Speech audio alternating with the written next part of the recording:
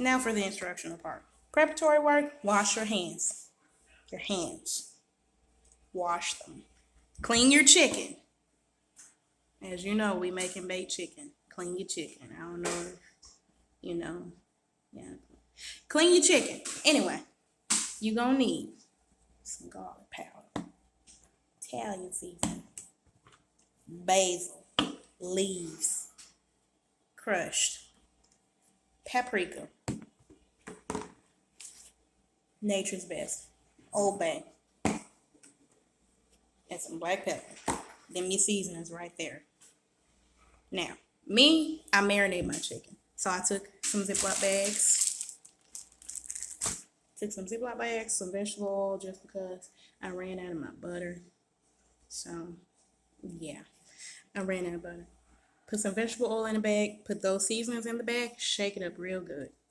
Take some of your drumsticks, breasts, quarters, whatever pieces of chicken you have. I poke holes in mine just to make sure it gets in there all the way. Some soakage. I let mine sit for about a couple of hours. Normally 1 to 2. Since I'm doing this for y'all, I did it for 3. 3 hours. Okay. For the rest of this, you're going to need 2 cans of pasta sauce and then 2 cans of diced tomatoes. You may need a can opener. I need a can opener. You're also going to want to use a deep dish. We're broiling the chicken in the sauce. So you're going to need a deep dish. And by deep, I mean it should cover, when you stick your fingers, these 2 fingers, to the bottom of it, they should cover this last segment right here. They should literally stop where your fingers meet your hand. That's how deep of a dish you need. So, this is the time where you pause, prepare your chicken, marinate a little. I'll meet y'all at the stove. All right, we're at the stove. This is the important part. Well, they're all important parts. But can you get off my foot, please? Thank you. Okay, so preheat your oven to 395. It's gonna take a minute. I have a slow oven, so this is another time to pause to let your oven preheat. In the meantime, in between time, we're gonna get this sauce ready. Why did I stop? Okay, so now, take your cans of pasta sauce, pour it in there. You want to make sure you get all that good action. So, if you want to put the lid back on the can, flip it upside down, let the rest of it collect, and then shake it out some more. You can do that. I may end up doing that because we don't waste money. Second can. Think all the way in there. It's splashing. Ignore my clanking. Y'all already know what I'm doing if you hear this clanking. Okay. Now, onto your diced tomato cans. Pour both of those in there.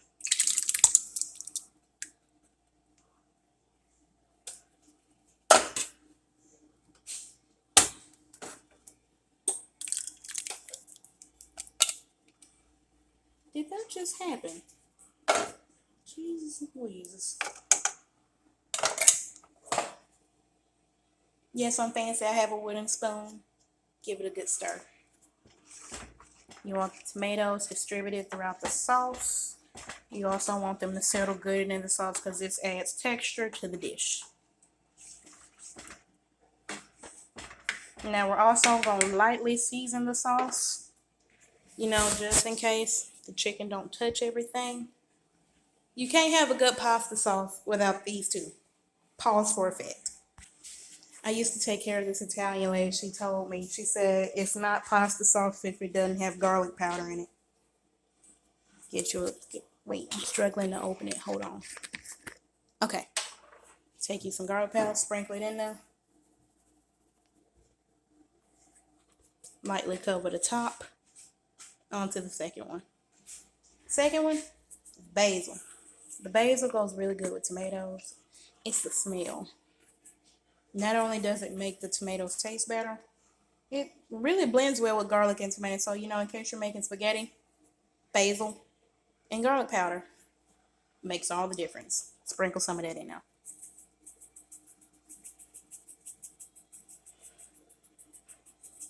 And depending on how much tomato you have in there, you may want to sprinkle more, you may want to sprinkle less. It's up to you. Give it a stir.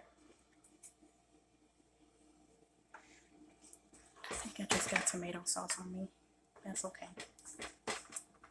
And stir it well because you don't want the seasoning sitting in one spot and you don't want them just marinating at the top. You need it good and throughout the whole dish.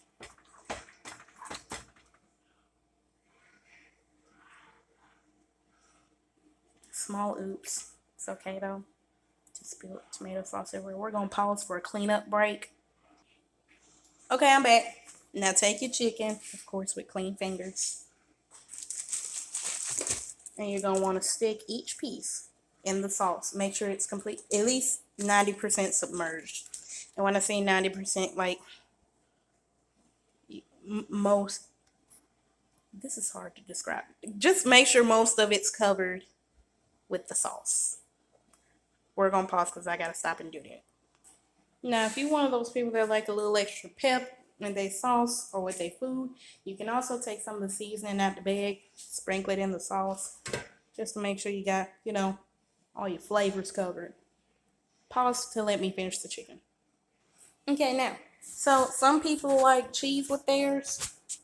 I do, so I like to add cheese on top of mine.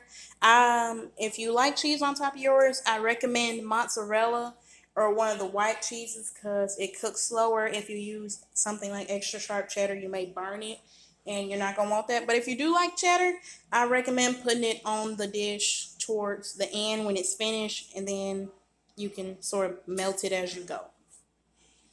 Okay, now we're back. Babe, I need your assistance. He moves slow as my grandfather. Just give him a minute. Hi, honey. What's up? Can you come here? Come right here. Come. No, dear. You messing up my angles. What am I doing? Stand right here. Hold that right there. Right there. Thank you. Okay, now that I have a human tripod, my chicken is entirely submerged. My oven is already preheated. Please move out my way. Sorry. You gonna stick your pan in there? Cook about a good 30 minutes, depending on how much you want your chicken falling off the bone. You don't want it falling off too much to where you pull it up, you feel you literally pull nothing up a bone. 30 minutes. See you when it's done. Quick tidbit. This is the time you can use to do that homework assignment you've been avoiding. Just like you know. See you when it's done. Okay, aunties, we back. I'm back. I mean, you did just say we, like, I'm not here. But, you know, dismissing it. It's cool. This is the finished product. Now, I added my cheese going towards the end when it was just about finished, just because I like my cheese melted. I can't have no grated cheese, and I'm about to eat. It's just my preference, though. Remember, I recommend mozzarella or a white cheese.